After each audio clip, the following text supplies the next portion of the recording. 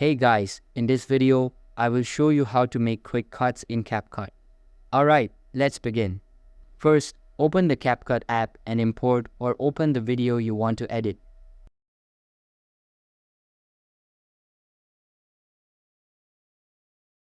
Move the playhead, which is the white vertical line, to the exact point where you want to make a cut.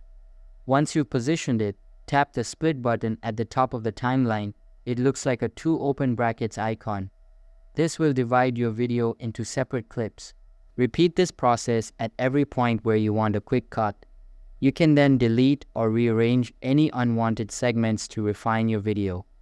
After you're satisfied with your edits, export the video to save your final version. So that's basically how you can make quick cuts in CapCut. And that's it for this video. If you find this helpful, consider subscribing and giving this a big thumbs up. Thanks.